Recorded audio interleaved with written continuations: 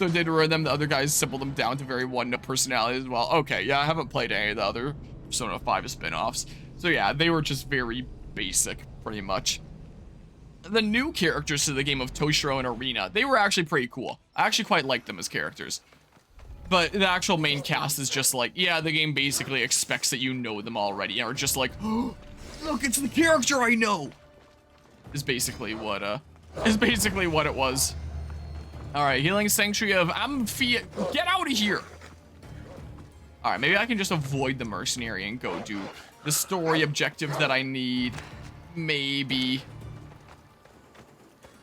But yeah, with the Roller Coaster Tycoon one, unlike Pokemon, where I can do like these essays on like singular games, it's kind of harder to follow up on Roller Coaster Tycoon because it's like that video was very much here's the whole history of what happened here at the time, which there is updates to now. So I think if I ever did another Roller Coaster Tycoon one, I might just remaster that video and then do all the way up until today, because again, I'm not completely happy with the quality of that video.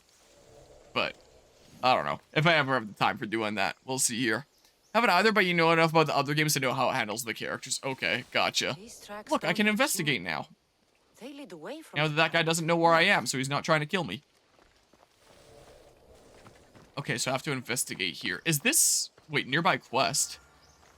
The last hunt of Nisaya. This fire's fresh. Wait. And the food's still simmering. You'd be anonymous. I thought I was anonymous. Wait a second. Do I have individual quests for the different generals? Oh, I do! I had these four! I didn't realize that these were... Oh! This is for this. No wonder this wasn't showing me anything.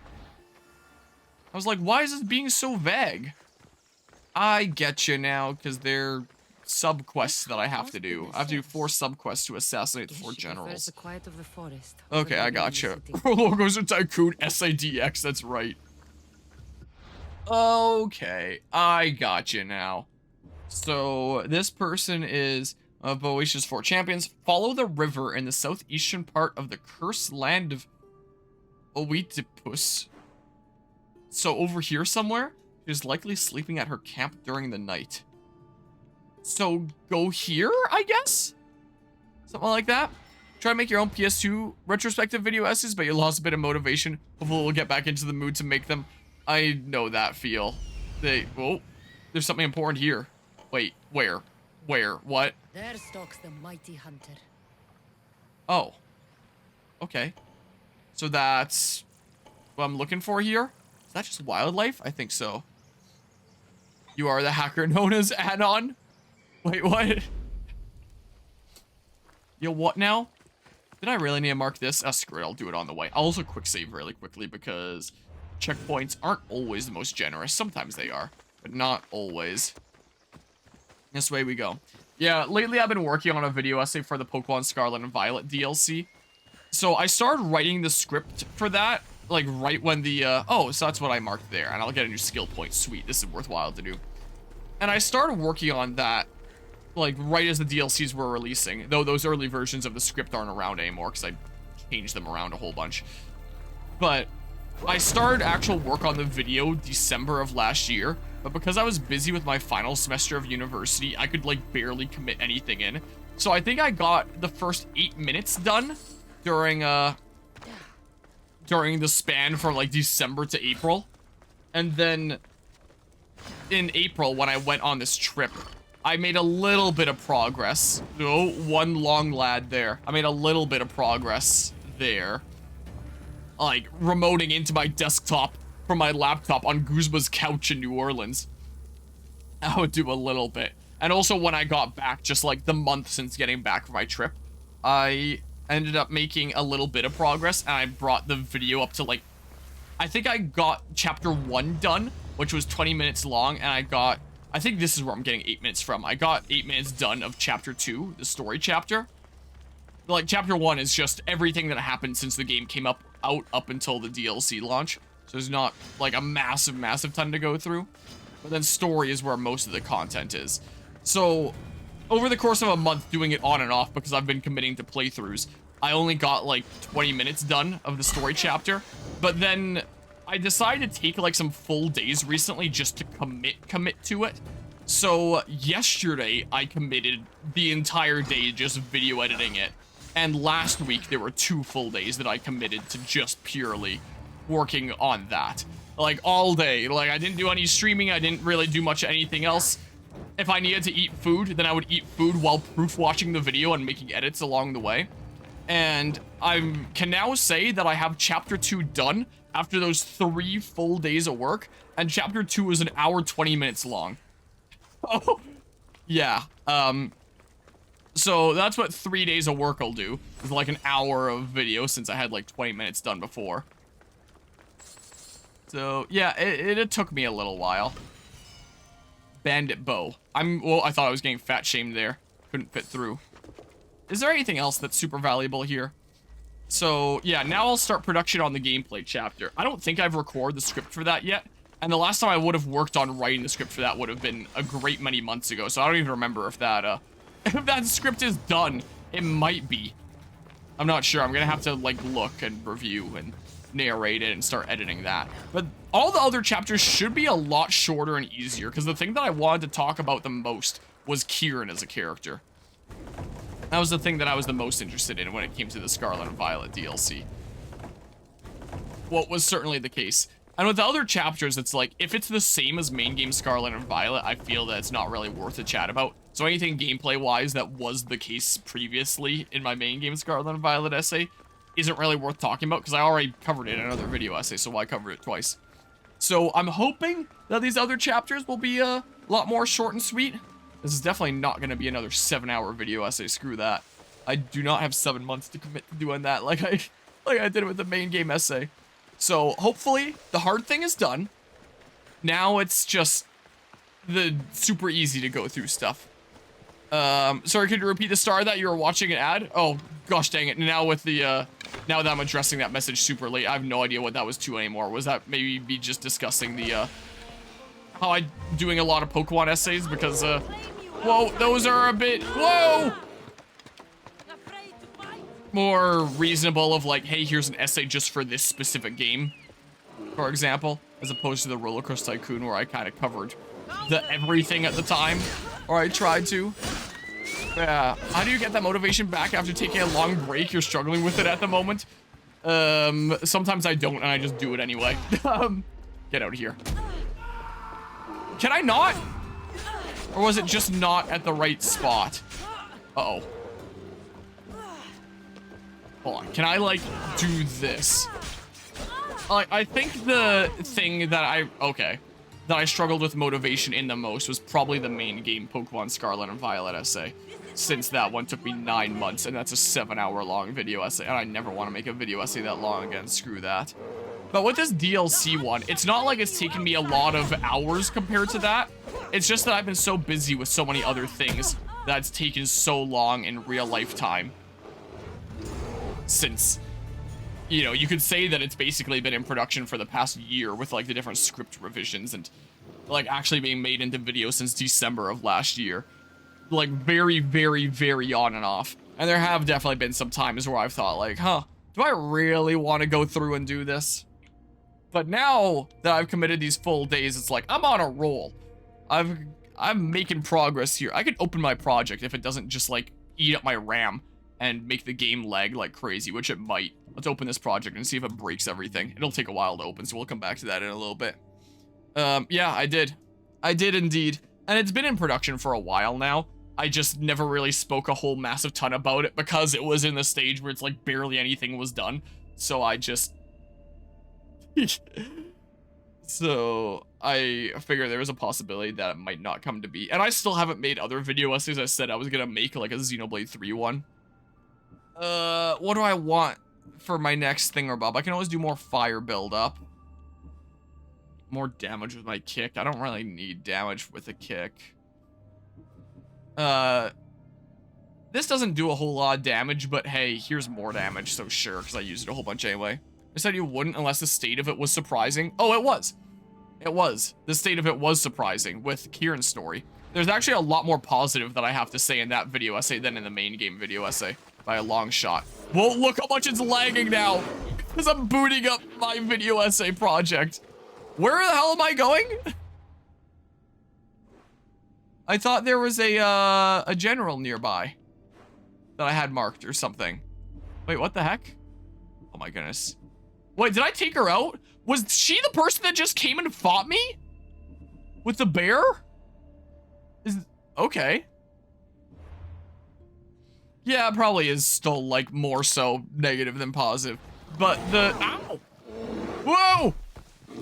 But what I would argue is the main character of this story, Kieran. I actually thought he was probably the most thought-provoking character in a mainline Pokemon game probably ever.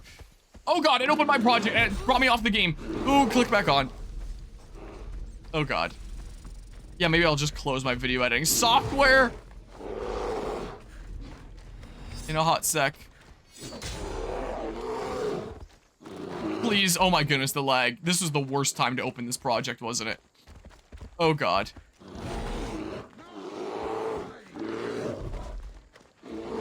Get him! Get that bear! Help me, friends! Yeah, it's so crispy now, isn't it? This is the optimal way to— ow! Friendly fire! Something about Pokemon, what happened? I'm working on a DLC video essay. And I have, I guess, an hour 40 minutes done, because chapter 1's 20 minutes, and chapter 2 is an hour 20 minutes. I just completed it yesterday. I'll still proof watch it another time, and make sure the audio levels are okay, and maybe just bump up the volume, because like a lot of my other video essays, it still gets so dang quiet. So I'll have to maybe manually adjust like all the audio again. Spying on these Athenians is no easy task, Spartan. Anything I can do to help? A Spartan ship was sunk just off the coast. The warriors on board will never see battle again. But their weapons still good. The ship was carrying a chest with their gear. So go get them. Spartans weren't made for fighting the sharks in these So waters. crispy. And you want me to gut all the sharks? Yes, all of them must be gutted. Do you accept? All right. Sure, if it's in the area. Please, get it done. I'll be back when everything's taken care of. Kill sharks all over Greece. Okay, that's one that's easy to do, just kind of along the way. Thought your stream froze for a second. Yeah, I was concerned when the guy was chatting and then he just kind of suddenly froze there. Next slide, please. Yep. All right, my video editing software seems like it's almost about to crash. I'll just like Task Manager kill it after I show it here. That's what I'll do. So if it wants to unfreeze here, maybe. There's a 2, but you just refreshed. It could have just been the game with like my computer lagging because the game itself actually froze. So if I turn on display capture, this is Scarlet and Violet DLC Chapter 2. So yeah, an hour, 22 minutes, 1 second. So yeah, this is long. So I think the first 25 minutes are on the teal mask, and then like the next 15 to 20 minutes are on the indigo disc, and then the whole rest of it is just like a retrospective analysis of Kieran. Now that you know like his full story, this is like fully analyzing his character because he was at— that's not a good sound.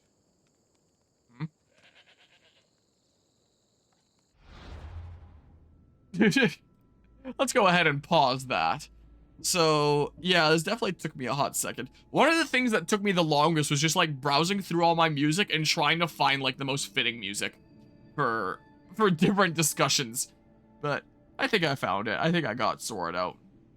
I have basically all my script at 150% volume, is what most of it is. Some things made a little bit louder or quieter if need be. And then all the music is, like, averaging 10% volume. But even at 150%, like, it still makes it really quiet. And I have to turn my volume up to, like, it still has the new Dempamen up here. I have to turn it up to, like, 30 or 40 to hear. And then I'm pretty sure when I render it, it becomes even quieter. So, do I just bump everything up to 250, which is Camtasia's max? Do I, after I render the full thing, just put it back in my video editor, the completed video, and then bump that up? And then re-render it at, like, a higher volume? Because, like, that is a frequent complaint that I get on my video essays, that it's, like, significantly quieter compared to other YouTube videos, and it's just kind of what my editor does. So, yeah, do I bump things up even more? What should I do? But yeah, one day you want to put out a rewrite/idea for a third version for Scarlet and Violet. Okay. Yeah, I made a rewrite in my mainline essay, and a lot of people really liked it. Some people hated it. A lot. There were some people on Twitter, because of course it was Twitter, that were really up in arms against me. But yeah, I've definitely made a decent few things for this. And there have been like a decent few shit posts that I've had like prepared and made for months now that I only just made into like the video like here recently. Like this video here I've had done for months now because I love putting shit posts into like relevant shit posts into my video essays. So I mean, because this is basically what happens at the end of the Indigo Disc. This is the plot of the Indigo Disc in a nutshell. So I mean, so I knew this scene from Xenoblade Chronicles 2 was relevant. And part of me was debating about just posting this to YouTube as like a standalone shitpost a while back. Handling a man's turtle. So, you know, there's that. So I've had stuff done for a little while now. Most of my shitposts haven't been rendered individually, but some of them have been. Hold on. Can I volume mixer? Can you just stop for a hot second? Stop. I know it's not much of an issue. It's not that hard to turn up the sound on your computer for a single video, I guess, but I'd still like to kind of balance it, equal it out and stuff. Also, did I ever show like the intro shitpost? Are we gonna get like an exclusive first sneak peek here? Maybe. So, for the intro of the main Scarlet and Violet video essay, I had the When Worlds Collide from SpongeBob. So I kind of wanted to like play off of that and use another song that's present in SpongeBob. And I uploaded this one test intro just to like test as unlisted to see if it would get demonetized. And it did, and I like appealed for fair use. And so the company that owns the song was given 30 days to dispute it. And they never did. So I was given like monetization after 30 days. So it's like, oh, does that an indication that this is fair game? I would just have to wait for like a month after uploading the full video for monetization. I also don't think this will be the final version of this. I think I'll change out some of the clips. This was another thing that I made like months ago. No! But this is what I had made of like the intro a while back that I'll edit later. Where it's like altering the timeline. Thanos snap. And then kind of continuing where the original intro left off is what my intention was. So. And then this is the song that played when SpongeBob was feeding all the anchovies in episode 1. Is what this was. I feel like the lyrics kind of apply here. Things that bother you never bother me, stuff like that.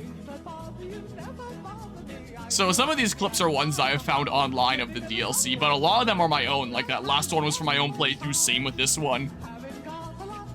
So, you know. That's another one of my own. Same with that one.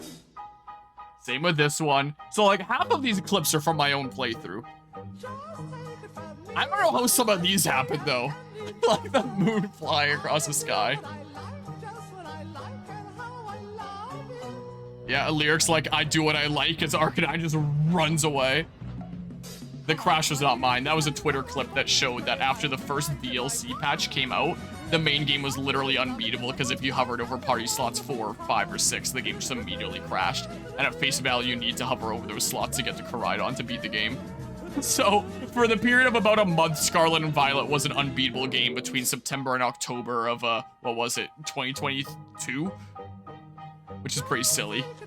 It really is, isn't it? Might replace this one to not have, like, the little TikTok marker. So, I mean, here's one of my favorite ones. I love that clip. That one was one of mine. The submersible Sawsbuck. Welcome to the void. Oh, bread jump scare. Wait, what's the bread jump scare? I don't think I know this one. Because again, I might change some of those clips out with other things. Now I kind of want to know what the bread jump scare was. I don't want the Okie Dokie one. Is that what you're saying? How the fuck too? Okie Dokie used Hyper Beam. I can tell you how. This one wasn't actually done through legitimate means. I mean, you could, in theory, do it with legitimate means, just really hard. They did use a cheat to make everyone invincible, but there was a glitch with Okie Dokie where when he uses knockoff, he steps back, but he doesn't actually step forward again, like at the end of the animation. So if you just keep on using knockoff, he just gets like further and further and further back. So to make this clip possible, they did like some sort of a cheat to make it so that I guess like no PP is used and so that no one ever takes damage. That's why you see the hyper beam do no damage. And they just used knockoff for who knows how long until Okie Dokie found himself in the void. So this is in theory possible legitimately, just like with such a pain in the butt. So I have some clips around of Okie Dokie shenanigans. That was probably the most extreme one. Like, let's see here. Do I just have it under Okie Dokie? Yeah. So many questions with that last clip of your own. What, with the submersible Sawsbuck? Yeah. Pokemon just do not react to water. So the Sawsbuck just goes straight into the water. And I was currently doing a quest where I needed to get photos of Pokemon that were swimming, and I took a photo of that and it didn't count, even though it was just straight up under the water there. But yeah, so I have several of these Okie Dokie clips around. So yeah, if you use knockoff, he just continues to step back. So there's people that have done this and just sent Okie Dokie like extremely far back. So let's skip ahead a little bit. And now Okie Dokie's at like the back of the arena. All the way back there. Which is really funny. Yeah, some guy was making a tofu sound and just out of nowhere, a random piece that gets sniped. Bread spawned, faced the wrong direction. Amazing. So yeah, you can get Okie Dokie to like the complete opposite side of the stadium, or even in the void if you have enough commitment. So yeah, this is the 2v2 that was just designed to stall and get Okie Dokie as far back as possible. It still plays out the attack all the way across there. Which is amazing. So yeah. So that's what you can do here. And you can terrestrialize. Like that. Throwing the Pokeball the wrong way. So, yeah, there's some pretty wacky Okie Dokie things that you can do. Because you just keep getting further and further back with knockoff. Which is so funny. And then you just do the battle from, like, the other side of the stadium.